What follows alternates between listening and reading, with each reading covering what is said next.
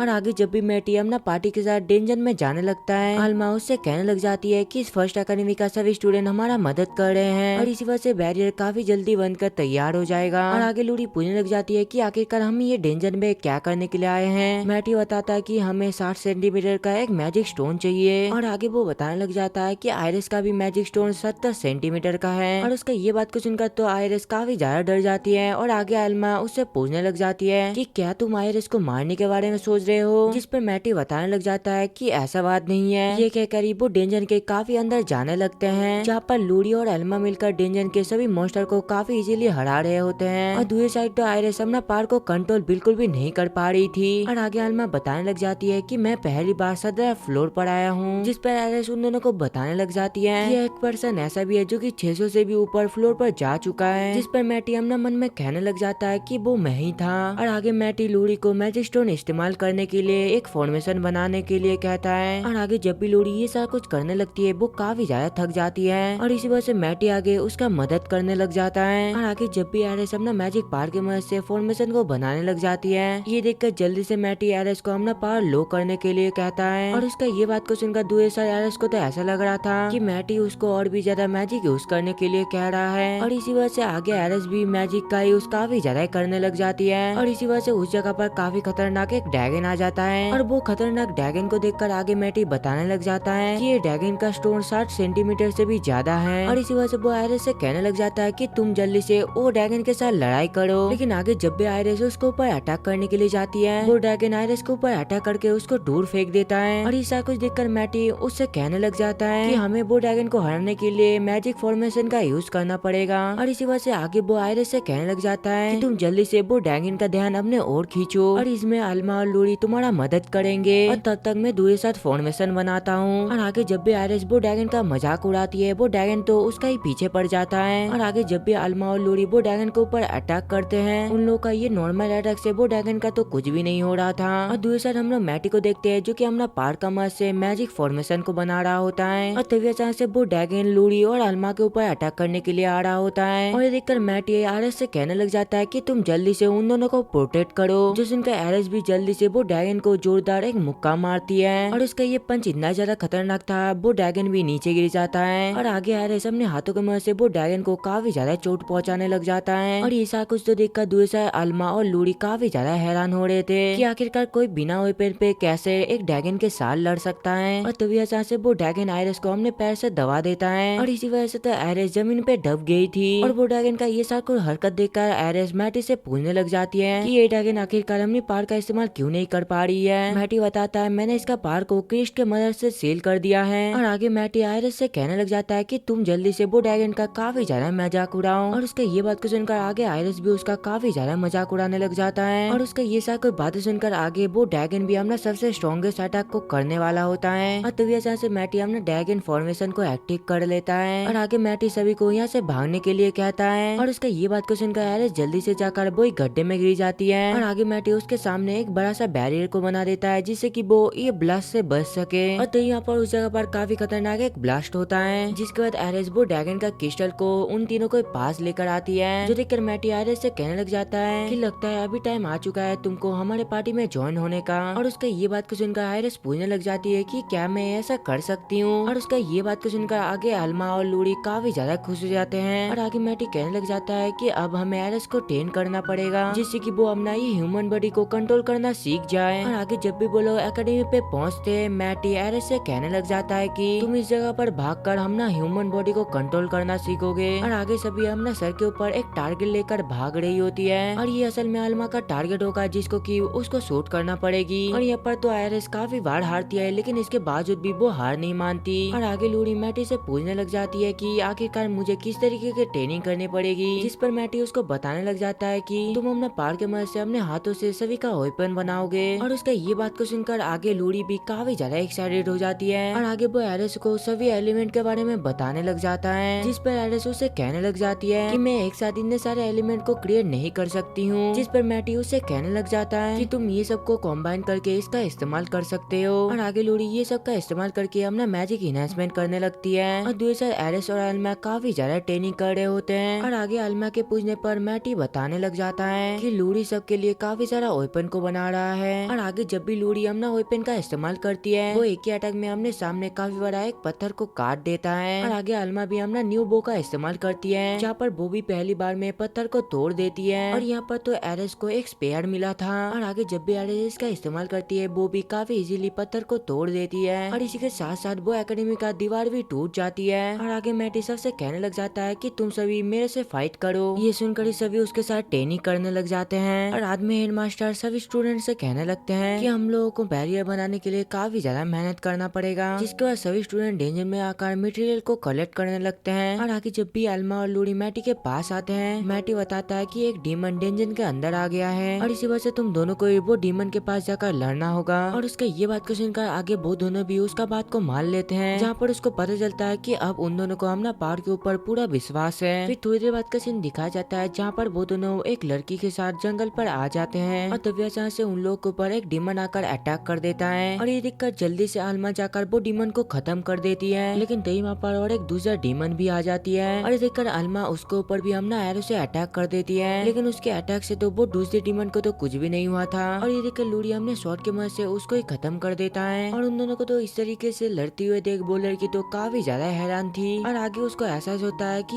ये असल में मैटी के टीम के रियल पावर है। और तभी अचानक से उन दोनों को कुछ और भी फील होता है। इसी वजह से वो जल्दी से मैटी के पास आ जाती है जहाँ पर मैटी उन दोनों को बता देता है कि कुछ डीमन सेकंड एकेडमी के ऊपर अटैक करने के लिए आने वाला है और इसी वजह से तुमको उन सभी से लड़ना होगा। और उसके ये बात को सुनकर वो दोनों ही वहाँ से चले जाते हैं। और दूसरा एरिस तो काफी सारे मटेरियल को कलेक्ट करने में मदद कर रही थी और दूसरा हेडमास्टर के साथ साथ सभी स्टूडेंट भी वो डीमन से लड़ने के लिए रेडी होते हैं। लेकिन तभी वहाँ पर लूड़ी देखती है कि उस जगह पर काफी सारे मैजिक स्टोन है। प्रिंसिपल कहते हैं कि ये सभी तुम्हारा मैजिक इन्हेंसमेंट के लिए है। और तभी अचानक से उस जगह पर एक डीमन आ जाता है और आगे वो डीमन जल्दी से अपने पावर की मदद से उन सभी के ऊपर अटैक कर देता है। और उसका ये अटैक को देखकर हेडमास्टर के साथ साथ सभी अपना बैरियर के इस्तेमाल करके वो अटैक से बच जाते हैं। और आगे जब भी सभी स्टूडेंट वो डीमन के ऊपर अटैक करने की कोशिश करते हैं वो डीमन तो कुछ ज्यादा दूर था इसी वजह से वो लोग वो डीमन के ऊपर अटैक नहीं कर पा रहे थे। और आगे जब भी एल्मा अपना एरो से उसके ऊपर अटैक करती है वो डीमन तो काफी इजीली उसका एरो को ही पकड़ लेता है। और दूसरी साइड लूड़ी तो मैजिक इन्हांसमेंट पे हर बार फेल हो रही थी। और दूसरी साइड वो डीमन सभी के ऊपर अटैक कर रहा होता है जो देखकर हेडमास्टर सबसे कहने लगते हैं हमें ये डीमन को तब तक रोकना पड़ेगा जब तक लूड़ी अपना मैजिक इन्हांसमेंट को पूरा नहीं कर लेती है। और आगे लूड़ी सभी की तरफ देखकर अपने मन में कहने लग जाती है कि मेटी के साथ साथ सभी मेरे को काफी ज्यादा ट्रस्ट करते हैं और इसी वजह से कुछ भी हो जाए मैं उन्हें बिल्कुल भी निराश नहीं कर सकती।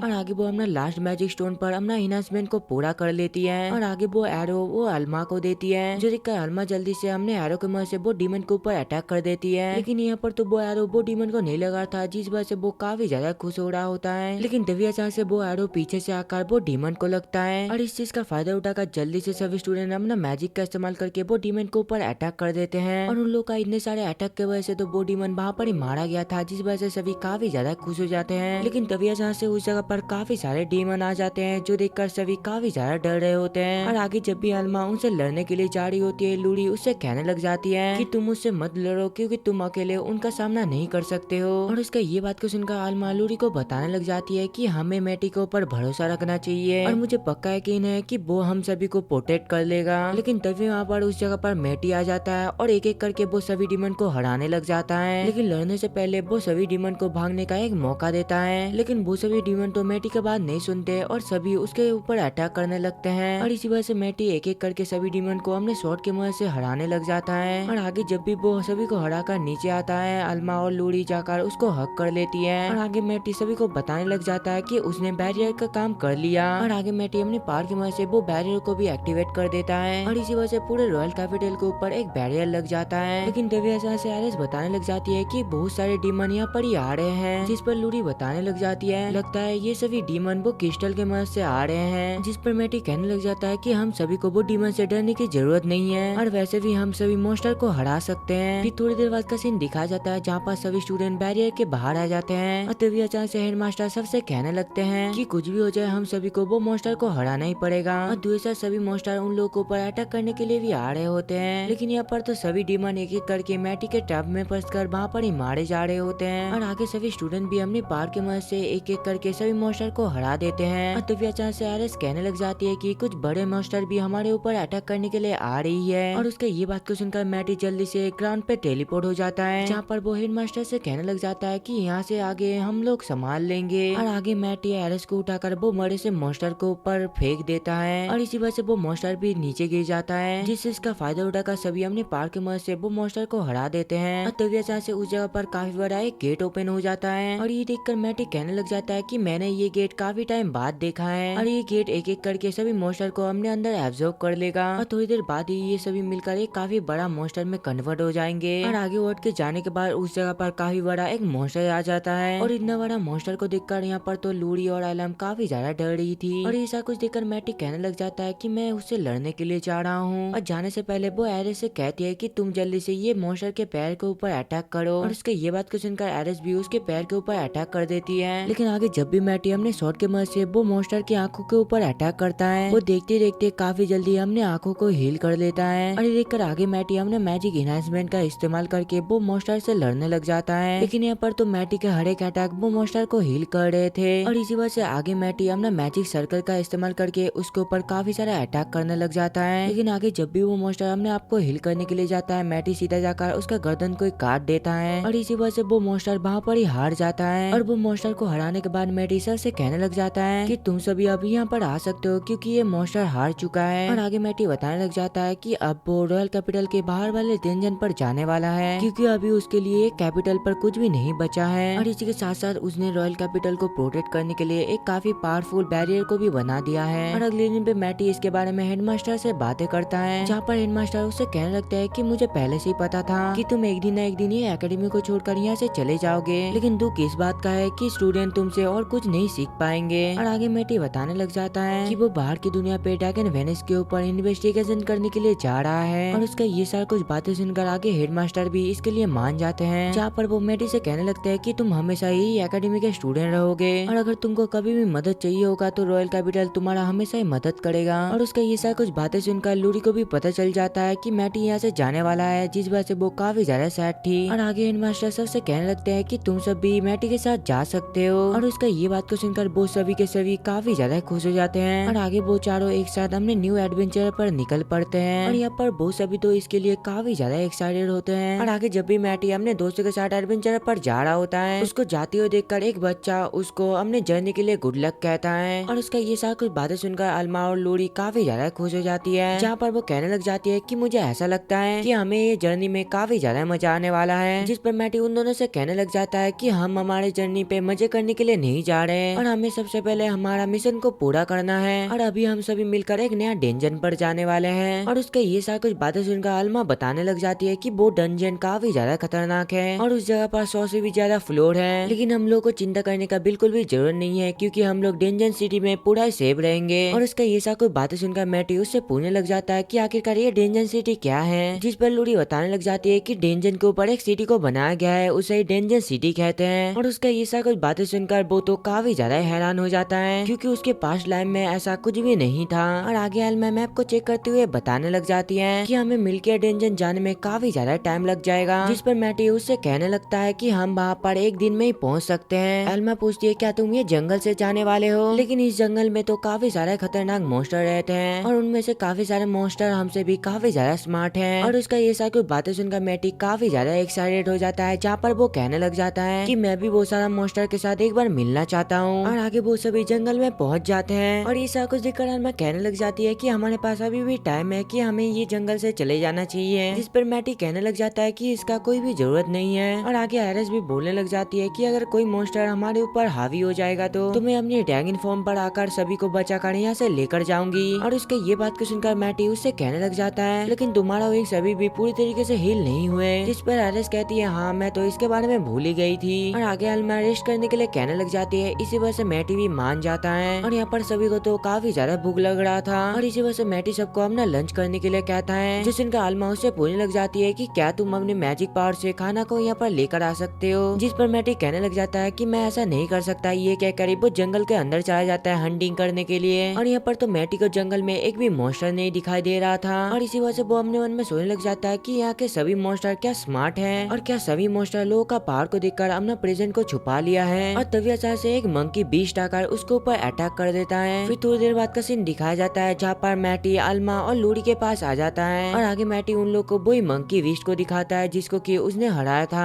और इतने खतरनाक बीस्ट को देखकर अल्मा और लूरी तो काफी ज्यादा डर जाते हैं। जहाँ पर लूड़ी उससे कहने लग जाती है कि ये मॉन्स्टर तो एक लेजेंडरी मॉन्स्टर है जो कि काफी ज्यादा पावरफुल है। और आगे मैटी कहने लग जाता है कि हम इसको नहीं खा सकते। ये कहकर वो अपने स्पेल के मदद से एक बोर मॉन्स्टर को निकालता है और उसे देखकर तो एरिस के मुंह पे पानी आ गया था। इसी वजह से आगे अल्मा और लूड़ी मैटी से पूछने लग जाती है क्या हम इस जंगल के सभी मॉन्स्टर को खा सकते हैं, जिस पर मैटी बताने लग जाता है नहीं, हम जंगल में से कुछ ही मॉन्स्टर को खा सकते हैं। और आगे सभी अपनी मैजिक पावर के मदद से वो बोर मॉन्स्टर का मीट को बनाने लगते हैं। और खाना बनने के बाद अल्मा और लूड़ी तो वो मीट को बार बार देखे जा रहे थे, जहाँ पर उन दोनों को ये मीट खाने में काफी ज्यादा डर लग रहा था। और आगे वो दोनों आयरिस की तरफ देखते हैं, जहाँ पर वो तो काफी मजे से वो मीट को खा रही थी। और उसे देखकर आगे जब भी वो उस मीट को खाते हैं उन्हें भी ये मीट काफी ज्यादा पसंद आता है। और आगे अल्मा उन लोगों को अपना बनाया हुआ सूप ऑफर करती है। और उसका ये गंदा सूप को देखकर तो पहले ही मैटी और लूड़ी इसके लिए मना कर देते हैं, लेकिन दूसरी साइड तो आयरिस इस सूप को पीने के लिए मान गई थी। और आगे जब भी आयरिस वो सूप को पीने लग जाती है उसको ये सूप काफी ज्यादा घटिया लगता है। और ये सारा कुछ देखकर मैटी कहने लग जाता है कि ये ड्रैगन को भी ये सूप बिल्कुल भी पसंद नहीं आया और इसका मतलब ये है कि ये काफी ज्यादा घटिया बना है। और आगे मैटी उन लोगों को बताने लग जाता है कि सभी मॉन्स्टर को आयरिस का इतना ज्यादा पार को देखकर काफी ज्यादा डर लग रहा है और इसी वजह से हम लोग को ये जंगल से कुछ भी प्रॉब्लम नहीं है और हमारा गोल एक ही है कि हमें शाम होने से पहले डेंजर सिटी में जाना है। और आगे वो सभी काफी ज्यादा चलने के बाद फाइनली वो लोग डेंजर सिटी में पहुंच जाते हैं। लेकिन यहाँ पर तो मैटी को ये सिटी काफी ज्यादा अजीब लग रहा था और ऐसा इसलिए था क्योंकि वो जगह का हालत काफी ज्यादा खराब था। और आगे वो सभी एक लाइट टावर के पास आ जाते हैं और ये सारा कुछ देखकर मैटी कहने लग जाता है कि लाइट को जलाने के लिए मैजिक स्टोन का इस्तेमाल किया जाता है, लेकिन ये लाइट को डेंजन के पावर से जलाया गया है। और तभी अचानक से एक शॉपकीपर उन लोगों को वहाँ से हटने के लिए कहता है, जहाँ पर वो उसे कहने लग जाता है कि तुम वो लाइट के उतना पास मत जाओ क्योंकि वो लाइट के वजह से आज करीब 10 लोगों की मौत हो चुकी है। और तभी अचानक से वो लाइट ब्लास्ट हो जाता है, जो देखकर लूड़ी वो शॉप ओनर से गुस्से से पूछने लग जाती है कि आखिरकार तुम टावर पे मैजिक स्टोन का यूज क्यों नहीं करते हो, जिस पर वो शॉप ओनर बताने लग जाता है कि पहले हम भी वो मैजिक स्टोन का इस्तेमाल करते थे, लेकिन वो मैजिक स्टोन काफी ज्यादा रेयर होते हैं और इसी वजह से यहाँ के किंग ने हम लोग को ऑर्डर दिया है कि हम मैजिक स्टोन का इस्तेमाल नहीं करेंगे। और उसका ये सारा कुछ बातें सुनकर मैटी अपने मन में कहने लग जाता है कि यहाँ का किंग काफी ज्यादा बेकार पर्सन है। और आगे मैटी शॉप ओनर से पूछने लग जाता है कि आखिरकार इस जगह पर कोई भी एडवेंचरर क्यों नहीं है, जिस पर वो बताने लग जाता है कि यहाँ पर डेंजन में एक काफी स्ट्रॉन्ग मॉन्स्टर आ गया है और इसी वजह से किंग ने सभी को वो मॉन्स्टर से लड़ने के लिए डेंजन में भेज दिया है। और आगे सभी जाते हुए मैटी सबसे कहने लगता है कि यहाँ का किंग काफी ज्यादा बेकार पर्सन है और उसको अपना काम बिल्कुल भी नहीं आता।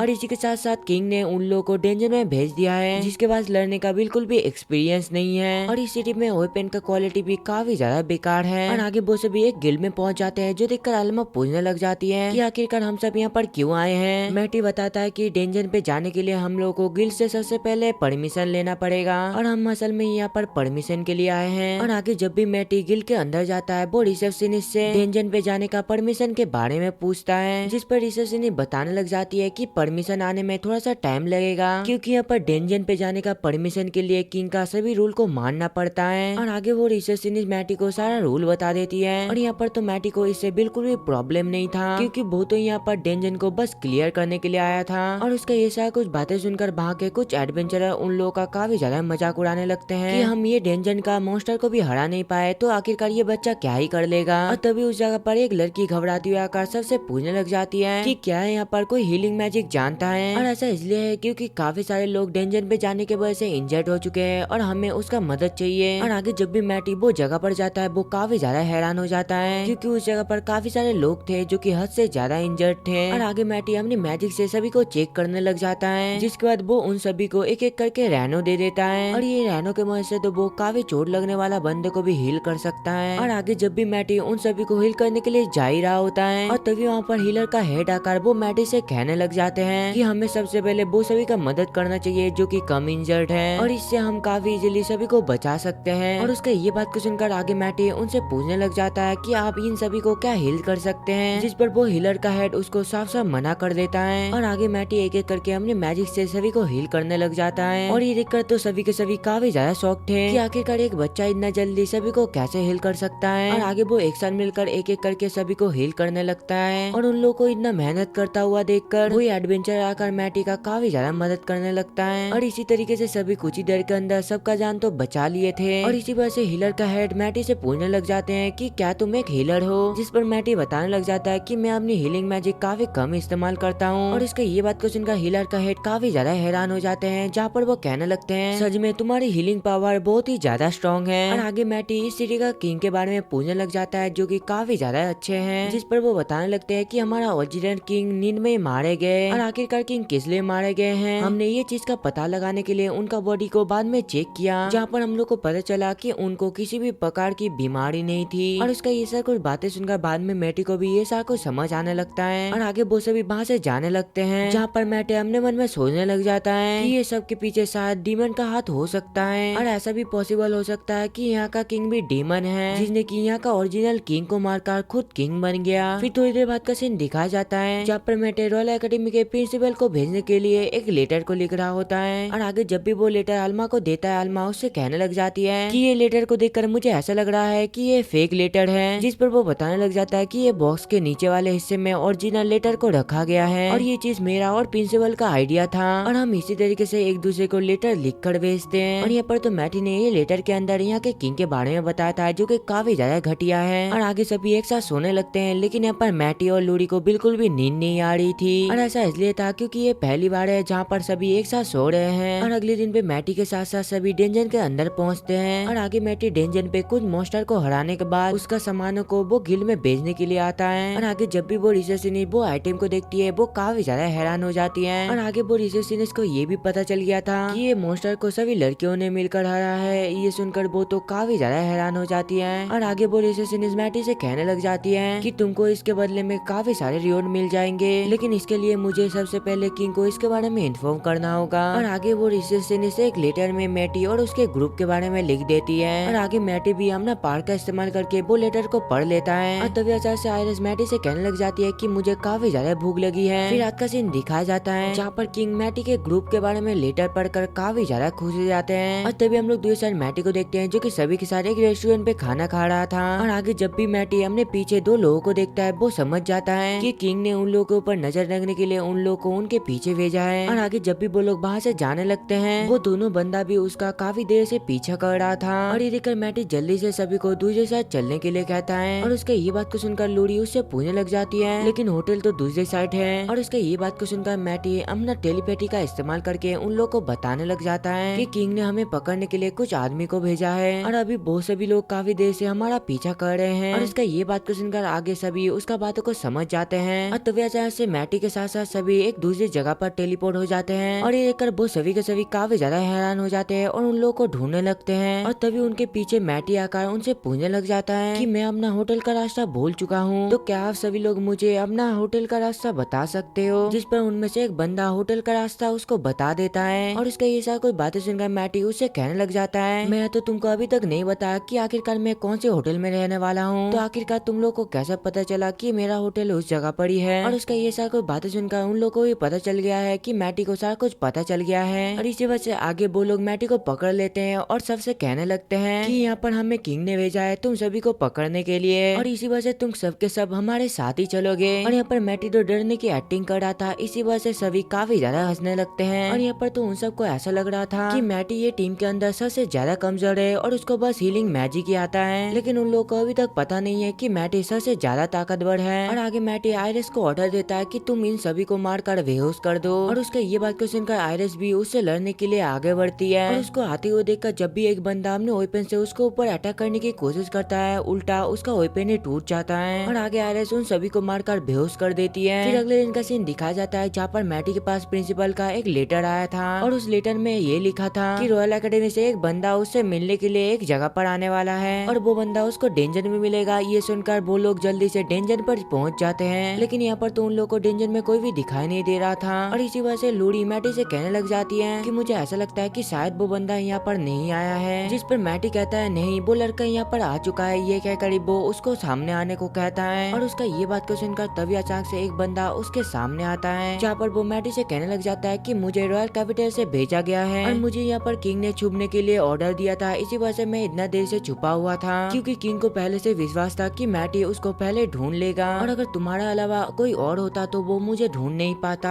और आगे वो बंदा मैटी को बताने लग जाता है कि मैं इस जगह पर डेंजर सिटी में यहाँ का किंग को अरेस्ट करने के लिए आया हूँ और किंग ने मुझे इसके लिए ऑर्डर भी दिए हैं। और उसका ये सारी कुछ बातें सुनकर आगे मैटी भी उसका मदद करने के लिए मान जाता है। और आगे वो सभी डेंजर से बाहर आकर किंग के पैलेस के सामने आ जाते हैं। और आगे जब भी मैटी अपना अपना मैजिक का इस्तेमाल करता है उसको पता चलता है कि किंग के महल के अंदर काफी सारे लोग मौजूद हैं और मुझे ऐसा लगता है कि वो सब हमें यहाँ पर रोकने के लिए आए हैं। और इसी वजह से वो सोचने लग जाता है कि आखिरकार इन लोगों को हमारे प्लान के बारे में आखिरकार कैसे पता चला, जिस पर वो बंदा कहने लग जाता है इसी वजह से हम लोग को किसी और दिन इन लोगों को पकड़ने के लिए आना होगा। और उसके ये बात को सुनकर मैटी तो यहाँ पर साफ साफ मना कर देता है, जहाँ पर वो कहने लग जाता है कि हम सीधा महल के अंदर जाकर किंग को डायरेक्ट पकड़ेंगे। और आगे जब भी वो सभी अंदर आते हैं वहाँ पर तो पहले से ही काफी सारे लोग मौजूद थे और तभी उन लोगों के ऊपर काफी सारे लोग अपना मैजिक से अटैक कर देते हैं। लेकिन यहाँ पर तो लूडी काफी ज्यादा स्ट्रॉन्ग बन गई थी और इसी वजह से वो जल्दी से जाकर अपने बैरियर के मदद से उन सभी अटैक को रोक देता है। और इस चीज का मौका उठाकर आगे मैटी जल्दी से अपने मैजिक पावर के मदद से उन लोगों के ऊपर अटैक कर उन सभी को हरा देता है। और आगे मैटी चेक करने के बाद कहने लग जाता है कि यहाँ पर किंग नहीं है और मैंने पहले ही पैलेस को स्कैन कर लिया है और मुझे ये पता चला है कि किंग यहाँ पर मेंशन के नीचे छुपा हुआ है। और आगे जब भी मैटी दीवार पर एक फोटो को टच करता है अचानक से उस जगह पर बेसमेंट का रास्ता खुल जाता है और दूसरी साइड हम लोग किंग को देखते हैं जो कि अपने मन में कह रहा होता है कि क्या सभी लोगों ने मिलकर मैटी को हरा दिया। नहीं, अगर ऐसा होता तो वो लोग सभी काफी जोर से चिल्ला रहे होते हैं और इसका मतलब ये है कि वो लोग मैटी से हार गए। और तभी अचानक से मैटी किंग के सामने आ जाता है और उसको यहाँ पर देखकर किंग उससे पूछने लग जाता है कि आखिरकार तुम कौन हो। और असल में किंग को यहाँ पर मैटी कैसा दिखता है ये बिल्कुल भी पता नहीं था। और आगे देखते देखते मैटी के दोस्त भी वहाँ पर आ जाते हैं और आगे जब भी मैटी किंग को अपना नाम बताता है किंग उससे कहने लगते हैं कि मुझे पहले से ही पता था कि तुम यहाँ पर आओगे और इसी वजह से मैंने यहाँ पर तुम्हारे लिए काफी सारे लोगों को हायर करके रखा है जो कि तुमको खत्म कर देगा। और आगे जब भी वो अटैक करने के लिए कहता है सभी लोग एक साथ मिलकर मैटी के ऊपर अटैक कर देता है। लेकिन यहाँ पर मैटी थोड़े ना कम था, वो एक ही झटके में सभी को हरा देता है। और उसको ये सारा कुछ करते हुए देखकर दूसरी साइड किंग को भी पता चल गया था कि मैटी काफी ज्यादा पावरफुल है। और आगे वो बंदा सीधा जाकर किंग से कहने लग जाता है कि मुझे असल में कैपिटल से ऑर्डर मिला है कि मैं तुम्हें अरेस्ट कर लूं। जिस पर किंग उससे कहने लग जाता है कि तुम मुझे अरेस्ट नहीं कर सकते हो। जो सुनकर जल्दी से मैटी मैजिक की मदद से किंग को वहाँ पर ही बेहोश कर देता है। और ये कड़कड़ी आगे मैटी वो बंदे से कहने लग जाता है कि तुम जाओ और इसको अपने साथ रॉयल कैपिटल पर लेकर चलो और मुझे असल में यहाँ पर कुछ इन्वेस्टिगेशन करना है कि आखिरकार इन लोगों को हमारा प्लान के बारे में कैसे पता चला। और तभी अचानक से मैटी एक लेटर को पढ़ता है जहाँ पर लिखा था कि तुमको पकड़ने के लिए कोई यहाँ पर आने वाला है। और आगे जब भी मैटी ये लेटर को स्कैन करता है उसे पता चलता है कि ये लेटर असल में एक डीमन का है। और इसी वजह से मैटी कहने लग जाता है कि मैं ये डीमन का पता लगाने के लिए जा रहा हूँ और मुझे ऐसा लगता है कि शायद वो डीमन डेंजन के अंदर ही होगा। जिस पर लूडी उससे पूछने लग जाती है कि क्या ये सारा कुछ डीमन वो मैजिक स्टोन के लिए कर रहे हैं। जिस पर मैटी बताता है नहीं, ऐसा बात बिल्कुल भी नहीं है, सभी डीमन असल में डेंजन की स्टोन के पीछे है और ये जगह का डेंजन के स्टोन काफी ज्यादा रेयर होता है और अगर ये चीज डीमन का हाथ में लग गया तो सभी डीमन एक साथ किंगडम को भी खत्म कर सकते हैं और इसी वजह से कुछ भी हो जाए हमें उन्हें रोकना पड़ेगा। और आगे जब भी मैटी एक स्पेल को एक्टिवेट करता है उसको पता चलता है कि डेंजन सिटी के ऊपर काफी सारा डीमन आ रहे हैं। और आगे मैटी अपने सभी दोस्तों के साथ डेंजन सिटी पर आ जाते हैं। और आगे जब भी मैटी ये डेंजन को स्कैन करता है वो आयरिस को ऑर्डर देता है कि जल्दी से तुम ये दीवार को तोड़ दो। जो सुनकर आगे आयरिस भी वो दीवार को तोड़ देती है और असल में ये दीवार के पीछे तो वही रेयर स्टोन था। और ये देखकर आगे मैटी सबको बताने लग जाता है कि सभी डीमन इसका इस्तेमाल करके काफी सारा ट्रैप को क्रिएट कर रहे हैं और इसी वजह से मैं वो डीमन को रोकने के लिए जा रहा हूँ। और इस टाइम पे लूडी तुम ये मैजिक स्टोन को रिकवर कर लेना। जिस पर लूडी उससे पूछने लग जाती है कि क्या मैं ये चीज कर भी सकती हूँ। हाँ, और मुझे पक्का है कि नहीं कि तुम ये चीज को कर सकते हो। और अलमा तुम यहाँ पर सभी आने वाले मॉन्स्टर को रोकोगे जो कि लूडी के ऊपर अटैक करेगा। और इसका ये बात को सुनकर आगे वो तीनों भी इसके लिए मान जाते हैं। फिर मैटी ये कहकर वहाँ से चला जाता है कि मैं वो डीमन को खत्म करने के लिए जा रहा हूँ और तुम मेरी टेलीपैथी मैजिक की मदद से कभी भी तुम मेरे साथ बातें कर सकते हो। और आगे लूडी हमने मैजिक की मदद से वो स्टोन को रिस्टोर करना शुरू कर देती है। और दूसरे मैटी भी सभी डीमन को खत्म करते हुए नीचे वाले फ्लोर पर आ जाता है जहाँ पर एक डीमन बेड बैठ के एक ट्रैप को क्रिएट कर रहा था। और आगे जब भी मैटी उसको ध्यान से देखता है उसको पता चलता है कि वो डीमन भी किसी के साथ टेलीपैथी का इस्तेमाल करके बातें कर रहा है जहाँ पर उसको एक नया डीमन ऑर्डर दे रहा है। और दूसरी साइड वो डीमन का बॉस उससे कहने लग जाता है कि जल्दी से तुम मैटी को खत्म करके लूडी के पास जाओ क्योंकि वो डेंजन के अंदर वो रेयर क्रिस्टल को रिकवर कर रहा है। और आगे जब भी मैटी वो डीमन के ऊपर अटैक करता है वो डीमन काफी इजीली उसके अटैक को रोक देता है जहाँ पर वो डीमन उससे कहने लग जाता है कि तुम इतने आसानी से मेरे बैरियर को नहीं तोड़ सकते। और आगे उसका बॉस उसको बताने लग जाता है कि तुमको जल्दी से मैटी को हराना पड़ेगा क्योंकि वो काफी ज्यादा स्ट्रॉन्ग है। और इसका ये बात को सुनकर आगे वो डीमन भी मैटी के ऊपर बार बार अटैक करने लग जाता है लेकिन यहाँ पर मैटी उसका सारा अटैक से बच जाता है जहाँ पर वो उससे कहने लग जाता है कि मुझे मैटी का पावर खत्म होने तक वेट करना पड़ेगा। जिस पर उसका बॉस उसे बताने लग जाता है कि तुमको जल्दी से लूडी को रोकना पड़ेगा क्योंकि अगर वो उस स्टोन को रिस्टोर कर दिया तो तुम्हारा इस जगह पर जितना भी टैब है वो सारा कुछ खत्म हो जाएंगे। और दूसरा हम लोग लूरी को देखते हैं जो कि थोड़ी देर के अंदर ही वो स्टोन को रिस्टोर कर देती है। और इस चीज का फायदा उठाकर मैटी सीधा जाकर वो डीमन के ऊपर अटैक करता है, लेकिन यहाँ पर वो डीमन भी थोड़ी ना कम था, वो उसका अटैक को दोबारा रोक देता है। ये देखकर मैटी उसके ऊपर बार बार अटैक करने लग जाता है, जिस वजह से उसका बैरियर भी टूट जाता है। और ये सारा कुछ देखकर वो डीमन को बिल्कुल भी समझ नहीं आ रहा था कि आखिरकार मैटी ने ऐसा कैसे किया, जिस पर मैटी उसको बताने लग जाता है कि जब भी तुम अपना बैरियर को एक्टिवेट करने के लिए स्पेल का इस्तेमाल करते हो, उस टाइम पे कुछ सेकंड का गैप होता है और मैंने उस टाइम पे ही तुम्हारे ऊपर अटैक कर दिया। और आगे मैटी वो डीमन के बॉस से बातें करने लग जाता है, जिस पर उसका बॉस कहने लगता है कि कहीं ये लड़का जीनियस तो नहीं है, नहीं अगर ऐसा होता तो ये डीमन कब तक मर चुका होता। और दूसरा मैटी भी उसका सारा बात को सुन लेता है, जहाँ पर वो कहने लग जाता है कि आखिरकार ये डीमन को मेरे पास्ट लाइफ के बारे में कैसे पता, और इसका मतलब ये है कि वो उस जमाने का डीमन होगा, जिसके कारण मुझे जल्दी उसके बारे में पता लगाना पड़ेगा। और आगे वो डीमन अपने फुल पावर के साथ मैटी के ऊपर अटैक करने लग जाता है, और ये देखकर मैटी उसके अटैक से काफी आसानी से बचकर उसको खत्म कर देता है। और दूसरा हम लोग लूरी को देखते हैं, जहाँ पर वो पूरी तरीके से स्टोन को रिस्टोर कर देती है, और इसी वजह से डेंजन सिटी पर जो डीमन अटैक कर रहे थे वो लोग अचानक से गायब हो जाते हैं। और दूसरा हम लोग मैटी को देखते हैं, जो कि वो डीमन का बॉस को अटैक करने की कोशिश करता है, जहाँ पर उसको पता चलता है कि वो डीमन असल में एक अलग टाउन पर है। जो देखकर आगे मैटी वो डीमन से कहने लग जाता है कि मुझे पता चल गया है कि तुम कहाँ पर हो, जिस पर वो डीमन बताता है कि कुछ भी हो जाए तुम मुझे ढूंढ नहीं सकते हो। मैटी कहता है कि कुछ भी हो जाए मैं तुमको एक दिन ना एक दिन ढूंढ कर खत्म कर दूंगा। और आगे मैटी लूरी और आलमा को भी वो डीमन के बारे में बता देता है, जहाँ पर वो कहने लग जाता है कि मैं वो डीमन के मैजिक को स्टोर कर लिया, और ये मैजिक का इस्तेमाल करके हम लोग एक डिवाइस को बनाएंगे, जिससे कि हम लोग को काफी इजीली वो डीमन का लोकेशन को पता चल जाएगा। और उसका ये बात को सुनकर लूरी और आलमा काफी ज्यादा हैरान हो जाते हैं, जहाँ पर आलमा पूछने लग जाती है कि क्या इस तरीके का भी कोई डिवाइस होता है, मुझे इसके बारे में बिल्कुल भी आइडिया नहीं था। जिस पर मैटी बताता है कि ये चीज असल में 1000 साल पुराना डिवाइस है, जिस पर वो उससे पूछने लग जाती है कि आखिरकार तुमको इसके बारे में कैसे पता चला, और क्या तुम ये डिवाइस को इस्तेमाल कर सकते हो। और उसका ये बात को सुनकर आगे मैटी भी उसको सारा कुछ बताने वाला होता है, लेकिन ठीक टाइम पे आयरिस उसको रोक देती है। फिर कुछ देर बाद का सीन दिखाया जाता है, जहाँ पर मैटी उन लोगों को बताने लग जाता है कि हमें असल में वो डिवाइस को ढूंढने के लिए रेडिना किंगडम पे जाना होगा, लेकिन इसके लिए हमें किंग और प्रिंसिपल की मदद लेना पड़ेगा। और इसी वजह से आगे वो सभी दोबारा किंगडम पर आ जाते हैं। और आगे जब भी वो लोग एकेडमी पे पहुंचते हैं, वो लोग देखते हैं कि एकेडमी पे तो असल में कंस्ट्रक्शन का काम चल रहा था। और आगे जब भी उन लोग के सामने प्रिंसिपल आते हैं, मैटी उसको बताने लगता है कि हम लोग डेंजन सिटी को क्लियर करके यहाँ पर आ चुके हैं, और क्या आप मुझे बता सकते हो कि आखिरकार ये एकेडमी पे क्या चल रहा है। जिस पर प्रिंसिपल बताते हैं कि हम असल में ये एकेडमी को रिवील कर रहे हैं, जिससे कि हम लोग इसके ऊपर एक स्ट्रॉन्ग बैरियर को बना सके और मॉन्स्टर से बच सके। और आगे लूरी प्रिंसिपल से पूछने लग जाती है कि आखिरकार बाकी के सारे स्टूडेंट कहाँ पर हैं। वो बताते हैं कि बाकी के सभी स्टूडेंट फर्स्ट एकेडमी पे पढ़ रहे हैं, और उनमें से कुछ स्टूडेंट हमारा एक कंस्ट्रक्शन के काम पे मदद कर रहे हैं, जिससे कि उन लोगों का स्किल और भी ज्यादा इम्प्रूव हो सके। और आगे मैटी प्रिंसिपल को बताने लग जाता है कि असल में हम लोग एक मैजिक डिवाइस को ढूंढने के लिए एक जगह पर जाने वाले हैं, और इसके लिए हमें सबसे पहले एक जगह पर जाना पड़ेगा जो कि रेंडिना किंगडम के पास पे है। और उसका ये सारा कुछ बातें सुनकर आगे प्रिंसिपल उसको बताने लग जाता है कि रेंडिना किंगडम असल में एक अंटिल नेशन है, और उसके साथ काफी कम नेशन के रिलेशन है। जिस पर मैटी कहता है कि क्या हम इसके लिए किंग का मदद ले सकते हैं। प्रिंसिपल बताते हैं कि मैं इसके बारे में किंग से बातें करूंगा। जो सुनकर मैटी प्रिंसिपल से कहने लग जाता है इसके बदले में मैं इस एकेडमी को रिवील करने में मदद कर सकता हूँ। फिर थोड़ी देर बाद का सीन दिखा जाता है, जहाँ पर सभी मिलकर ये कंस्ट्रक्शन के काम पे मदद करना स्टार्ट कर देते हैं, लेकिन यहाँ पर आयरिस तो बिल्कुल भी सही से काम नहीं कर पा रही थी। और अगले दिन पे प्रिंसिपल मैटी को रेडिना किंगडम के परमिट उसे दे देते हैं, और आगे कुछ ही दिन के अंदर मैटी सभी के साथ रेडिना किंगडम पे पहुंच जाते हैं, जहाँ पर मैटी वो मैप को देखकर सबको बताने लग जाता है कि वो डिवाइस असल में एक रिस्ट्रिक्टेड एरिया पर है, और मुझे जितना दूर पता चला है कि वहाँ पर हाई रैंक के एडवेंचर ही बस जा सकते हैं, और इसके लिए हमारा रैंक कम से कम ए होना चाहिए, और इसी वजह से हमें रेडिना किंगडम पे जाकर हमारा रैंक को बढ़ाना पड़ेगा। और उसका ये बात को सुनकर आलमा उससे कहने लग जाती है लेकिन हमारे पास तो किंग का ऑर्डर है, हम इसके मदद से काफी इजीली वो रिस्ट्रिक्टेड एरिया पर जा सकते हैं। जिस पर मैटी उसको साफ साफ मना कर देता है, क्योंकि इससे वो डीमन को भी पता चल जाएगा कि मैटी को असल में किंग ने इस जगह पर भेजा है। और आगे मैटी कहने लग जाता है कि हमें जल्दी से गिल्ड में जाकर टेस्ट देना पड़ेगा, और इसके बाद ही हम वो रिस्ट्रिक्टेड एरिया पे जा सकते हैं। लूरी कहती है अगर हम लोग ये चीज करने वाले हैं तो अपना रैंक बढ़ाने के लिए हमें काफी ज्यादा टाइम लगने वाला है। मैटी बताता है कि हम डायरेक्ट ए रैंक का टेस्ट देकर वो एरिया पर जा सकते हैं। जिसके बाद आगे वो सभी वो रेडिना किंगडम के गिल्ड पर आ जाते हैं, और आगे जब भी उस जगह का ओनर मैटी को देखता है वो काफी ज्यादा खुश हो जाता है। वो कहता है कि सभी इस टाउन पे तुम्हारे बारे में बस बातें किए जा रहे थे कि कैसे तुम काफी इजीली एक डीमन को हरा दिया। जिस पर मैटी बताता है कि हमें असल में वो रिस्ट्रिक्टेड एरिया पे जाना है, और और इसी वजह से मैं इस जगह पर अपना ए रैंक का टेस्ट को देने के लिए आया हूँ। और उसका ये बात को सुनकर आगे गिल्ड मास्टर उसको बताने लग जाता है कि इसके लिए तुमको सबसे पहले इस जगह का एग्जामिनर को हराना पड़ेगा और मुझे इसके बारे में काफी पहले से पता था, इसी वजह से काफी जल्दी वो यहाँ पर आ जाएगा। और तभी उस जगह पर एक वॉरियर आ जाता है जहाँ पर वो कहने लग जाता है कि मैं ही इन लोगों का टेस्ट लेने वाला हूँ, जहाँ पर वो अपना नाम ज्यूस बताता है। और आगे जब भी गिल्ड मास्टर ज्यूस को देखता है वो काफी ज्यादा हैरान हो जाता है, जहाँ पर वो उससे पूछने लग जाता है कि आखिरकार तुम इस जगह पर क्या कर रहे हो और क्या तुमको पता नहीं है कि टेस्ट लेने के लिए कोई और यहाँ पर आने वाला था। जिस पर ज्यूस बताता है कि वो आदमी असल में बीमार है, इसी वजह से मैं उसके बदले में यहाँ पर आया हूँ। और आगे गिल्ड मास्टर मैटी को बता देता है कि ये असल में एक इस रंग का वॉरियर है और इसने अभी तक जितने भी लोगों का टेस्ट लिया है वो सभी इससे हार गए हैं। और उसका ये बात को सुनकर आगे एल्मा और लोरी भी थोड़ी सी परेशान हो जाती है, जिस पर कि उस कहने लग जाता है लेकिन वो सभी तो काफी ज्यादा कमजोर थे। और उसका ये सारा कुछ बातें सुनकर आगे मैटी भी उसके साथ लड़ने के लिए रेडी हो जाता है, क्योंकि उसको यहाँ पर पता चल गया था कि ज्यूस असल में एक स्ट्रॉन्ग फाइटर को ढूंढ रहा है उसके साथ फाइट करने के लिए। और आगे वो सभी बाहर पे बैटल करने के लिए आ जाते हैं, जहाँ पर ज्यूस पहले ही मैटी को छोड़कर सबको पास कर देता है, जहाँ पर वो मैटी से कहने लग जाता है कि तुम अकेले ही मेरे साथ फाइट करने वाले हो और इसी के साथ साथ मैंने तुम्हारे बारे में काफी कुछ सुना है कि तुम अकेले ही अपने पहाड़ के मदद से एक डिमन को हरा दिया था और इसी वजह से मैं अकेले ही तुम्हारे साथ फाइट करना चाहता हूँ। और आगे वो दोनों फाइट के लिए रेडी हो जाते हैं, जहाँ पर ज्यूस उससे कहने लग जाता है कि अगर तुम चाहो तो मैजिक का इस्तेमाल कर सकते हो, लेकिन मैं मैजिक का इस्तेमाल नहीं करूंगा। और आगे जब भी मैटी इसका रीजन पूछता है वो उसको बताने लग जाता है ऐसा इसलिए है क्योंकि मुझे मैजिक का इस्तेमाल करना बिल्कुल भी नहीं आता है। और आगे जब भी मैच स्टार्ट होता है ज्यूस काफी स्पीड से उसके ऊपर अटैक कर देता है, जो देखकर मैटी भी काफी इजीली उसका अटैक को ब्लॉक कर देता है। और यहाँ पर तो उसको एहसास हो गया था कि ज्यूस सच में एक एस रैंक का फाइटर है। और आगे वो दोनों काफी स्पीड से एक दूसरे के साथ फाइट करने लग जाते हैं और उन दोनों का इतने खतरनाक फाइट को देखकर तो दूसरे साथ सभी काफी ज्यादा हैरान थे। गिल्ड मास्टर कहता है कि मैं पहली बार किसी को इस तरीके से फाइट करता हुआ देख रहा हूँ, जो कि ज्यूस को काफी अच्छा खासा टक्कर दे रहा है। और आगे ज्यूस मैटी से कहने लग जाता है कि सच में तुम काफी अच्छा एक ओपोनेंट हो और सच में मुझे तुमसे फाइट करने में काफी ज्यादा मजा आ रहा है। और आगे ज्यूस मैटी का अटैक को कॉपी करके उसके ऊपर एक अटैक करता है और ये देखकर तो ज्यूस को ऐसा लग रहा था कि वो ये बैटल को जीत गया है, लेकिन तभी वो सामने मैटी को देखता है और यहाँ पर तो मैटी को कुछ भी नहीं हुआ था, जहाँ पर मैटी सीधा जाकर ज्यूस के ऊपर अटैक कर देता है और उसका ये अटैक इतना ज्यादा खतरनाक था जिस वजह से ज्यूस वहाँ पर ही हार जाता है, जहाँ पर ज्यूस उससे पूछने लग जाता है कि आखिरकार तुम इतना ज्यादा स्ट्रॉन्ग कैसे हो और आखिरकार तुम इतना इजीली मुझे कैसे हरा दिया। जिस पर मैटी बताता है कि मैं असल में फाइट पे मैजिक का इस्तेमाल कर रहा था और मैंने ये देखा कि तुम भी ये फाइट पे अपने मैजिक का इस्तेमाल कर रहे थे और अगर तुम मैजिक को इस्तेमाल करना काफी इजीली सीख जाओगे तो मेरे तरह तुम भी किसी को भी हरा सकते हो। जिस पर ज्यूस उससे कहने लग जाता है कि क्या तुम मुझे मैजिक सिखा सकते हो। और उसका ये बात को सुनकर आगे मैटी उसको एक बुक देता है और असल में ये बुक के अंदर तो मैटी के सभी मैजिक के बारे में लिखा हुआ था, जहाँ पर मैटी उसको ये बुक देते हुए उससे कहने लग जाता है अगर तुम ये बुक को पढ़कर ट्रेनिंग करोगे तो तुम काफी ज्यादा पावरफुल बन जाओगे। और आगे जब भी ज्यूस वो बुक को पढ़ने की कोशिश करता है उसको तो यहाँ पर कुछ भी समझ नहीं आ रहा था, जिस पर मैटी उससे कहता है कि तुमको इसके लिए काफी ज्यादा मेहनत करना पड़ेगा। फिर थोड़ी देर बाद का सीन दिखाया जाता है जहाँ पर मैटी रिस्ट्रिक्टेड एरिया के तरफ जा रहा होता है और यहाँ पर तो उसको पहले से ही पता था कि ये एरिया काफी ज्यादा खतरनाक है और उस जगह पर तो काफी सारे स्ट्रॉन्ग मॉन्स्टर भी है, जो सुनकर मैटी कहने लग जाता है कि तुम ज्यादा टेंशन मत करो, मैं उन सभी मॉन्स्टर को इजीली हरा दूंगा। और आगे ज्यूस उससे पूछने लग जाता है कि तुमने मुझे काफी इजीली हरा दिया तो आखिरकार तुम ए रैंक बनकर उस जगह पर क्यों नहीं जा रहे हो और अगर तुम चाहो तो इस रैंक का टाइटल भी तुम ले सकते हो। और उसका ये बात को सुनकर मैटी उसको साफ साफ मना कर देता है। वो कहता है कि मैं कुछ काम के वजह से वो रिस्ट्रिक्टेड एरिया पे जा रहा हूँ। और उसका ये बात को सुनकर आगे ज्यूस उससे कहने लग जाता है अगर तुम्हें मेरी मदद की जरूरत है तो तुम मुझे बता देना, मैं तुम्हारा मदद करने के लिए जरूर आऊंगा। और उसका ये बात को सुनकर आगे मैटी भी काफी ज्यादा खुश हो जाता है और आगे मैटी और बाकी सभी भी वो रिस्ट्रिक्टेड एरिया पे आ जाते हैं, जहाँ पर वो लोग कुछ गार्ड को अपना परमिट दिखाकर अंदर जाते हैं और यहाँ पर वो सभी गार्ड ने तो उन लोगों को कुछ कार्ड भी दिया था। और आगे आलमा कहने लग जाती है कि यहाँ पर आना तो काफी ज्यादा आसान था और आगे मैटी बताने लग जाता है कि ये कार्ड पर असल में कुछ सीक्रेट कोड है और ये कोड के अंदर हमारे बारे में काफी कुछ लिखा गया है और हम लोग इस जगह पर आगे हैं तो काफी सारे मॉन्स्टर हमारे ऊपर अटैक करने के लिए यहाँ पर आएंगे और मुझे ऐसा लगता है कि वो सभी गार्ड भी एक डीमन थे। और आगे मैटी उसको एक डिवाइस देता है जहाँ पर वो लूड़ी से कहने लग जाता है कि हम लोग इस चीज का इस्तेमाल करके किसी भी डीमन को सुला सकते हैं और इसी वजह से तुम और आलमा वो मॉन्स्टर के पास जाकर ये डिवाइस का इस्तेमाल करोगे और दूसरे में आयरिस के साथ मिलकर वो डीमन का ध्यान मेरे तरफ करूंगा। और आगे जब भी मैटी आलमा और लूड़ी का क्लोन बनाकर सामने जाते हैं ये देखकर काफी सारे दुश्मन उन लोगों के ऊपर अटैक कर देते हैं और ये देखकर आयरिस जल्दी से उन लोगों के ऊपर अटैक करने के लिए जा रही होती है, जो देखकर बेल उसको रोकते हुए उससे कहने लग जाता है कि तुम यहाँ यहाँ पर ही रहो, अगर तुम वहाँ पर जाओगे तो तुम सभी लोगों को खत्म कर दोगे। और दूसरे अल्मा और लूरी वो सभी डीमन के पीछे जाकर जल्दी से वो डिवाइस का इस्तेमाल करती है और इस वजह से तो वो लोगों के साथ साथ वो दोनों भी यहाँ पर सो गए थे। और आगे मैटी उन दोनों को नींद से उठाकर लूरी से कहने लग जाता है, अगली बार जब तुम ये डिवाइस का इस्तेमाल करोगे तो इसके रेंज से दूर चले जाना। और आगे वो लोग फेकिया टाउन के पास आते हैं, जहाँ पर मैटी बताने लग जाता है कि इस टाउन पे असल में काफी सारे डीमन ग्रुप पर हैं और ये सभी डीमन असल में यामा डीमन है और इसी वजह से वो लोग मैजिक स्पेल को कास्ट करके उन लोगों के ऊपर अटैक नहीं कर सकते और इसी वजह से हमें जल्दी से ये टाउन के अंदर जाना होगा। लेकिन वो टाउन के गेट के सामने तो यहाँ पर काफी सारे गार्ड थे और इसी वजह से मैटी उन लोगों को एक सीक्रेट रास्ते से लेकर जाता है और आगे जब भी मैटी वहाँ से जाने लग जाता है उसको वहाँ पर एक डीमन सेंस होता है और इसी वजह से मैटी सीधा वो डीमन के सामने जाकर अपना मैजिक का इस्तेमाल करता है, जिस वजह से वो वहाँ पर ही फ्रीज हो जाता है। और आगे जब भी मैटी वो टाउन के अंदर जाता है वो देखता है कि यहाँ पर सभी लोग काफी ज्यादा अजीब बिहेव कर रहे हैं, जहाँ पर उसको पता चलता है कि इस जगह पर सभी लोगों के ऊपर डीमन ने मैजिक का इस्तेमाल किया है। और आगे जब भी वो लोग आगे जाते हैं वो लोग देखते हैं कि सभी लोग यहाँ पर एक फैक्ट्री के अंदर जा रहे हैं और वहाँ पर तो एक डीमन सभी लोगों के ऊपर अपना मैजिक का इस्तेमाल कर रही थी। और ये सारा कुछ देखकर दूसरा मैटी कहने लग जाता है कि हमें भी इसके अंदर जाना पड़ेगा। ये कहकर वो सबके ऊपर अपना मैजिक कास्ट कर देता है, जिससे कि डीमन का मैजिक उन लोगों के ऊपर बिल्कुल भी काम नहीं करेगा। और आगे वो लोग नाटक करते हुए वो फैक्ट्री के अंदर चले जाते हैं, जहाँ पर उन लोगों को पता चलता है कि इस जगह पर असल में माइनिंग का काम चल रहा है, जहाँ पर मैटी बताने लग जाता है कि ये स्टोन असल में मैजिक स्टोन है और इसके मदद से हम लोग किसी भी जगह पर एक्सपोर्ट कर सकते हैं और इतने सारे स्टोन के मदद से तो ये लोग इस कंट्री को भी तबाह कर सकते हैं और इसी वजह से कुछ भी हो जाए हमें इन्हें रोकना पड़ेगा। जहाँ पर मैटी अपने मन में सोचने लग जाता है कि मुझे ऐसा लग रहा है कि ये सभी डीमन को कोई हाई रैंक का डीमन ही कंट्रोल कर रहा है। और आगे मैटी सबको बताने लग जाता है कि यहाँ पर टोटल 32 डीमन है और इसी वजह से उन सभी को एक ही झटके में खत्म करना पड़ेगा। अल्मा कहती है कि हमें अलग अलग जाकर सभी डीमन को खत्म करना चाहिए, जिस पर मैटी बताता है कि ये प्लान बिल्कुल भी ठीक नहीं है, क्योंकि अगर हम लोग एक डीमन को खत्म कर देंगे तो बाकी सभी लोगों को भी पता चल जाएगा कि आखिरकार हम लोग कहाँ पर हैं। और अगर हम लोग एक साथ सभी के ऊपर अटैक करेंगे तो डीमन के साथ साथ इंसान भी खत्म हो सकते हैं। जिस पर लूरी पूछती है तो फिर हम लोग वो डीमन को कैसे रोकेंगे। मैटी बताता है कि मेरे पास एक खतरनाक प्लान है। फिर कुछ देर बाद का सीन दिखाया जाता है जहाँ पर उस जगह पर एक पावरफुल मैजिक रिलीज होता है और ये देखकर सभी डीमन उसके तड़े भी जाने लगते हैं, जहाँ पर उन सभी डीमन का लीडर उन्हें ऑर्डर देता है कि ये मैजिक जिसने भी रिलीज किया है जल्दी से तुम जाकर उसे खत्म कर दो। और आगे जब भी सभी डीमन वहाँ पर पहुँचते हैं एक एक करके मैटी सबको खत्म करने लग जाता है और ये देखकर बाकी के डीमन भी मैटी के पास आने लगते हैं, जहाँ पर वो एक एक करके सबको खत्म करने लग जाता है। और असल में ये सब कुछ तो मैटी का एक प्लान था और असल में मैटी का प्लान ये था कि वो आयरस को चारा बनाकर सभी डीमन को एक एक करके वो खुद खत्म करेगा, जहाँ पर वो सबसे पहले आयरस का पावर रिलीज करेगा, जो देखकर सभी डीमन उनके पास आने लग जाएंगे। और इस चीज का फायदा उठाकर मैटी एक एक करके सभी डीमन को एक ही झटके में खत्म कर देगा। और दूसरा हम लोग अल्मा और लूरी को भी देखते हैं, जहाँ पर वो सभी डीमन को खत्म कर रहे होते हैं। और दूसरा हम लोग वही डीमन का लीडर को देखते हैं, जहाँ पर उसको मैटी का सारा कुछ प्लान के बारे में पता चल गया था और इसी वजह से आगे वो सभी डीमन को ऑर्डर देता है कि जल्दी से तुम सभी अपना अपना आसपास का एरिया को स्कैन करो और पता लगाओ कि आखिरकार ये अटैक कौन कर रहा है। और दूसरा मैटी को भी उन लोग का ये प्लान के बारे में समझ आ गया था और इसी वजह से वो जल्दी से अपने टेलीपैथी का इस्तेमाल करके सबसे कहने लग जाता है कि जल्दी से तुम सभी अपना मैजिक का इस्तेमाल करना बंद कर दो, क्योंकि बिना मैजिक के कोई भी डीमन हमें स्कैन नहीं कर पाएंगे। और दूसरा हम लोग कुछ बचे कुछ डीमन को देखते हैं जो कि अपना लीडर के पास आ चुके थे, जहाँ पर वो सभी डीमन का लीडर कहने लग जाता है कि अब हमें सभी मैजिक स्टोन को ब्लास्ट करना पड़ेगा, जिससे कि ये टाउन के साथ साथ सभी लोग भी मारे जाएंगे। और दूसरा हम लोग मैटी को देखते हैं जो कि अपने मन में कह रहा होता है कि अब टाइम आ चुका है कि सभी डीमन को एक साथ हराने का। और तभी अचानक से एक डीमन के ऊपर अटैक होता है और वो अटैक तो असल में ग्यूस ने किया होता है और ये देखकर आगे सभी डीमन ग्यूस के साथ लड़ने लगते हैं। और यहाँ पर दूसरा मैटी को भी पता चल गया था कि यहाँ पर ग्यूस आ गया है और आगे जब भी मैटी उस जगह पर जाता है वो देखता है कि ग्यूस असल में वो सभी डीमन का लीडर के साथ लड़ रहा है। और ये देखकर आयरस और मैटी मिलकर बाकी सभी डीमन को भी खत्म कर देते हैं और यहाँ पर तो लास्ट में वो हाई रैंक का डीमन ही बचा हुआ था। और इसी वजह से आगे ग्यूस मैटी से कहने लग जाता है कि ये फाइट बस हम दोनों के बीच में होगा, इसी वजह से तुम ये फाइट में इंटरफेयर मत करना। और उसका ये बात को सुनकर आगे मैटी भी इसके लिए मान जाता है। और आगे जब भी ग्यूस वो डीमन के ऊपर अटैक करता है उसको तो यहाँ पर कुछ भी नहीं हुआ था, जो देखकर मैटी अपने मन में कहने लग जाता है कि सच में ये डीमन काफी ज्यादा स्ट्रॉन्ग है। लेकिन इसके बावजूद भी ग्यूस हार नहीं मानता है, जहाँ पर वो अपना मैजिक की वजह से सीधा उसके ऊपर अटैक कर देता है। और उसका ये अटैक की वजह से तो वो डीमन को भी थोड़ा सा चोट लग गया था। और उन दोनों का ये फाइट को देखकर मैटी अपने मन में कहने लग जाता है कि आखिरकार ये इतना कम टाइम में मेरा मुंह को कैसे सीख लिया। और आगे वो डीमन उसके ऊपर एक खतरनाक अटैक करता है, जिस वजह से ग्यूस नीचे गिर जाता है। और इसी वजह से ग्यूस की हालत तो यहाँ पर काफी ज्यादा खराब हो गया था। और ये देखकर मैटी वो डीमन से लड़ने के लिए आ रहा होता है और ये देखकर तभी ग्यूस उसको यहाँ पर आने के लिए मना कर देता है, जहाँ पर वो दोबारा से खड़ा होकर वो डीमन के साथ फाइट करने लग जाता है। और आगे ग्यूस दोबारा अपना मैजिक का इस्तेमाल करके उसके ऊपर एक लास्ट अटैक करने वाला होता है, जो देखकर वो डीमन भी उसके ऊपर अपना फाइनल अटैक करता है। लेकिन यहाँ पर ग्यूस तो कुछ ज्यादा स्ट्रॉन्ग बन गया था, जिस वजह से वो डीमन वहाँ पर ही हार जाता है। और आगे जब भी मैटी और आयरिस ग्यूस के पास आते हैं, ग्यूस कहने लग जाता है कि मुझे काफी ज्यादा डर लग रहा है। लेकिन यहाँ पर तो वो डीमन हार मानने का नाम ही नहीं ले रहा था, जहाँ पर वो सीधा अल्मा और लूरी के ऊपर अटैक कर देता है। लेकिन ठीक टाइम पे उस जगह पर मैटी आकर उन दोनों को बचा लेता है। और यहाँ पर मैटी को तो वो डीमन के अंदर से काफी ज्यादा पावर फील हो रहा था। और आगे डीमन उससे ये कहकर वहाँ से चला जाता है कि हम दोनों दोबारा मिलेंगे, जो देखकर मैटी सबको बताने लग जाता है कि ये डीमन को जिसने भी कंट्रोल कर रहा था वो काफी ज्यादा पावरफुल था और यही वो डीमन था जो कि डेंजर सिटी के वो सभी डीमन को भी कंट्रोल कर रहा था। और आगे मैटी ग्यूस के पास जाकर उसको पूरी तरीके से हील कर देता है और सभी डीमन के मरने के बाद तो वो टाउन के सभी लोग नॉर्मल हो गए थे। और ये देखकर आगे ग्यूस उन सभी लोगों से कहने लग जाता है कि मैं असल में एक एस रैंक का एडवेंचरर हूँ और इसी वजह से आज से इस जगह का रिस्पॉन्सिबिलिटी मेरी है। और अगर इस जगह पर कोई भी लॉर्ड नहीं है तो फिर मैं एस रैंक का होने के कारण इस जगह का लॉर्ड बन सकता हूँ। और आगे वो एक आदमी को बुलाता है, जहाँ पर वो आदमी कहने लग जाता है कि मैं असल में ये फैक्ट्री का ओनर हूँ, जो सुनकर आगे ग्यूस उसको इस टाउन का लॉर्ड बना देता है। और उसका ये सारा कुछ बातें सुनकर दूसरे साथ सभी तो काफी ज्यादा हैरान थे, जहाँ पर वो लोग कहने लगते हैं कि यहाँ के सभी रिस्पॉन्सिबिलिटी है इस आदमी के ऊपर डाल रहा है। और आगे वो रिस्ट्रिक्टेड एरिया पे जाने का टाइम आ चुका था। ग्यूस कहता है कि अगली बार हम लोग जब मिलेंगे तब मैं काफी ज्यादा पावरफुल बन जाऊंगा। और इतना कहते ही मैटी अपने सभी टीममेट के साथ अपने सफर पर निकल पड़ता है। और कुछ दिनों के बाद वो लोग वो रिस्ट्रिक्टेड एरिया पर पहुंच जाते हैं, जहाँ पर उन लोग को सामने एक बड़ा सा घर दिखता है, जो देखकर मैटी अपने मन में कहने लग जाता है कि मैंने काफी साल के मेहनत के बाद ये घर को बनाया था। और आगे जब भी वो लोग अंदर जाते हैं वहाँ पर तो काफी बड़ा एक डिवाइस रखा हुआ था। और वहाँ पर पहुँचते ही मैटी सबको बताने लग जाता है कि ये जगह के अंदर यहाँ पर काफी सारा रेयर वेपन है और इसी वजह से तुम लोग जाकर यहाँ के वो रेयर वेपन को ढूंढ सकते हो। और उन दोनों को यहाँ से जाती हुई देखकर आगे आयरिस कहने लग जाती है कि मुझे काफी ज्यादा भूख लगी है, इसी वजह से मैं खाना ढूंढने के लिए जा रही हूँ। जो सुनकर मैटी अपने मन में सोचने लग जाता है कि मुझे जितना दूर पता है कि इस जगह पर कुछ भी खाने के लिए नहीं होगा और अगर खाना होगा भी तो 1000 साल बाद वो चीज खराब हो गया होगा। और आगे लूड़ी मैटी के पास एक स्वॉर्ड लेकर आती है और वो स्वॉर्ड को देखकर मैटी अपने मन में कहने लग जाता है कि मैंने असल में 1000 साल पहले ये स्वॉर्ड को बनाया था। और दूसरा हम लोग अल्मा को देखते हैं जो कि एक स्पेयर को लेकर आ रही होती है और ये स्पेयर तो सच में काफी ज्यादा भारी था, जहाँ पर वो कहने लग जाती है कि आयरिस इस चीज का इस्तेमाल कर सकती है। मैटी बताता है कि ये स्पेयर काफी ज्यादा खतरनाक है और अगर आयरिस चाहे तो इसका इस्तेमाल करके वो हम सभी को भी खत्म कर सकता है। और उसका ये सारा कुछ बातें सुनकर दूसरा अल्मा काफी ज्यादा डर जाती है। और तभी उस जगह पर आयरिस एक बॉक्स को लेकर आती है जिसके अंदर तो काफी सारा कैन था। लेकिन आगे जब भी वो उस कैन को ओपन करती है उसे पता चलता है कि ये खाना तो काफी टाइम पहले ही खराब हो चुका है। और आगे मैटी एक टूल को वो डिवाइस के ऊपर रखता है, जहाँ पर वो कहने लग जाता है कि मुझे असल में ये डिवाइस फैक्ट्री के अंदर मिला था। और आगे जब भी मैटी बॉडी वन का पता लगाने की कोशिश करता है तभी उसको काफी पावरफुल एक मैजिक सेंस होने लग जाता है, जहाँ पर वो कहने लग जाता है कि जैडोस का सील टूट चुका है और वो काफी पावरफुल एक मॉन्स्टर है और ये मॉन्स्टर को मैं नहीं हरा सकता। और उसका ये बात को सुनकर लूरी और अल्मा काफी ज्यादा शॉक्ड हो जाते हैं। अल्मा पूछती है कि उसको हराने का कोई तो रास्ता होगा। मैटी बताता है कि अगर सभी इंसान भी उसके साथ लड़ेंगे तो 100 साल तक भी हम उसे नहीं हरा पाएंगे और अगर एक साइड से देखा जाए तो वो डीमन एक ही झटके में सबको खत्म कर सकता है। और इसी वजह से मैटी सोचने लग जाता है कि कुछ भी हो जाए हमें उसको रोकना पड़ेगा। आयरिस कहती है कि हम उसे हराने के लिए एक स्ट्रॉन्ग वेपन का इस्तेमाल कर सकते हैं। और आयरिस का ये बात को सुनकर तभी मैटी को याद आता है कि वो काफी साल पहले एक स्ट्रॉन्ग वेपन को बनाया था। और आगे जब भी मैटी वो वेपन को ढूंढने की कोशिश करता है उसको पता चलता है कि वो लेजेंडरी स्वॉर्ड असल में इस किंगडम के ट्रेजर के अंदर है। और इसी वजह से वो लोग जल्दी से अपने किंगडम की तरफ जाने लगते हैं। मैटी बताता है कि ये काम तुम दोनों को ही करना पड़ेगा क्योंकि जैडोस अकेले हमारे किंगडम के ऊपर अटैक करने के लिए आ रहा है। और ये लो तुम ये मैजिक स्टोन को लो और इसके वजह से तुम लोग को वो स्वॉर्ड ढूंढने के लिए काफी ज्यादा मदद मिल जाएगा। और आगे जब भी वो लोग किंगडम पर पहुंचते हैं अल्मा और लूरी वो स्वॉर्ड को ढूंढने के लिए ट्रेजर रूम के पास जाने लगते हैं। और दूसरा हम लोग मैटी और आयरिस को देखते हैं। मैटी बताता है कि जायरस कुछ ही देर के अंदर आ जाएगा और मुझे ये भी पता है कि मैं ऐसे ही उसे नहीं हरा सकता और इसी वजह से मैं जायडोस का वो मैजिक को सील करने की कोशिश करूंगा। और तभी उस जगह पर जायडोस आ जाता है और ये देखकर मैटी जल्दी से उसका पहाड़ को सील करने की कोशिश करता है। लेकिन यहाँ पर जायडोस तो कुछ ज्यादा ही पावरफुल था जिस वजह से मैटी को उससे लड़ने में काफी ज्यादा दिक्कत हो रहा था। और आगे मैटी जल्दी से आयरिस को उसके ऊपर अटैक करने के लिए कहता है, जो सुनकर आयरिस भी ठीक ऐसा ही करती है। लेकिन इससे तो जायडोस को कुछ भी नहीं हुआ था। जहाँ पर पर जायडोस मैटी से कहने लग जाता है कि मुझे ऐसा लगता है कि तुम ज्यादा ताकतवर नहीं हो और इसी वजह से मैं सभी इंसानों के साथ तुमको भी खत्म कर दूंगा। और आगे जब भी वो डीमन मैटी के ऊपर अटैक करता है, मैटी उसके अटैक से बाल बाल बचता है, लेकिन तभी उसको पता चलता है कि वो अटैक असल में आयरिस के लिए था। और ये देखकर जल्दी से मैटी आयरिस के सामने आकर उसको बचा लेता है और इतने में उस पर जायडोस आकर मैटी के ऊपर अटैक कर देता है। वो कहता है कि तुम मेरे सामने ज्यादा देर नहीं टिकने वाले। और दूसरा हम लोग लूडी और अल्मा को देखते हैं जो कि टेजर रूम के पास होते हैं, जहाँ पर वो दोनों उस गार्ड से कहने लग जाती है कि हमें अंदर जाना है, जिस पर गार्ड उन दोनों को साफ साफ मना कर देता है। वो बताता है कि बिना किंग के परमिशन से तुम दोनों ये टेजर रूम के अंदर नहीं जा सकते। और उसका ये बात को सुनकर लूडी कहने लग जाती है तो फिर हमें इससे ही फाइट करके अंदर जाना पड़ेगा। लेकिन तभी ठीक टाइम पे उस जगह पर किंग आ जाते हैं, जहाँ पर किंग जल्दी से उन दोनों को टेजर रूम के अंदर जाने का परमिशन दे देता है। और दूसरा हम लोग मैटी को देखते हैं और इसको तो यहाँ पर जायडोस का अटैक को रोकने में काफी ज्यादा मुश्किल हो रहा था। जायडोस कहता है कि सच में तुम काफी ज्यादा कमजोर हो और इसी वजह से मुझे तुमको काफी जल्दी से खत्म करना पड़ेगा। और यहाँ पर दूसरा मैटी भी काफी ज्यादा इंजर्ड हो गया था, जहाँ पर वो कहने लग जाता है कि मुझे लूडी और अल्मा का वेट करना ही पड़ेगा और जब तक वो दोनों मेरे शॉट को यहाँ पर नहीं लाते तब तक मुझे जायडोस को यहाँ पर ही रोक कर रखना पड़ेगा। और दूसरा हम लोग अल्मा और लूडी को देखते हैं, जहाँ पर वो दोनों वो शॉट को ढूंढ रहे थे। और आगे जब भी लूडी